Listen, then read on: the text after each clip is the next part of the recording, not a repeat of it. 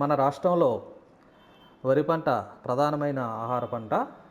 ఈ వరి పంటను వివిధ రకాల చీడపీడలు ఆశించి ఎక్కువగా నష్టం కలుగజేస్తూ ఉంటాయి. వరి పంటను ఆశించు పురుగులలో కాండం తొలుచు పురుగు ప్రధానమైనది.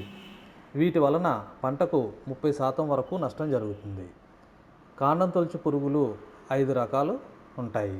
వీటిలో పసుపు రంగు కాండం తొలుచు పురుగు ఎక్కువగా వరి పంటను ఆశించి నష్టం కలుగజేస్తుంది. కాండం తొలుచు పురుగు ఆడ రెక్కల పురుగు పసుపు రంగులో ఉండి ముందు జత రెక్కల మధ్యలో నల్లటి మచ్చ కలిగి ఉంటుంది.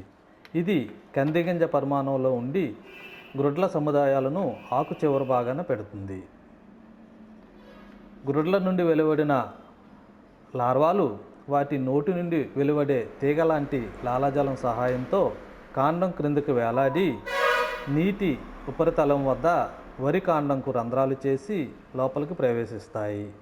కాండం తొలుచు పురుగు నారుమడి దశ నుంచి ఈనిక దశ వరకు ఆశిస్తుంది. పిలక దశలో మొవ్వు చనిపోవడం జరుగుతుంది. ఈనిక దశలో తెల్ల కంకులుగా బయటకు వస్తాయి. తెల్ల కంకిలో గింజలు సరిగా తోడుకోక గింజలు తాలుగా మారి పంట దిగుబడిలో నష్టం వాటిల్లుతుంది. ఈ కాండం తొలుచు పురుగు సమగ్ర యాజమాన్యంలో భాగంగా ప్రతి సెంటు నారుమడికి కార్బోఫెరాన్ 3G గుళికలు 160 గ్రాములు చెప్పున నారు తీయటానికి 7 రోజుల ముందు వేయాలి.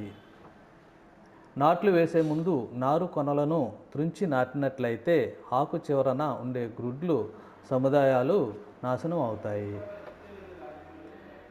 ఎకరానికి 4 నుండి 5 లింగాకర్షక బుట్టలు ఏర్పాటు చేయడం ద్వారా ఈ కాండం తొలుచు పురుగు యొక్క ఉధృతిని గమనిస్తూ ఉండాలి.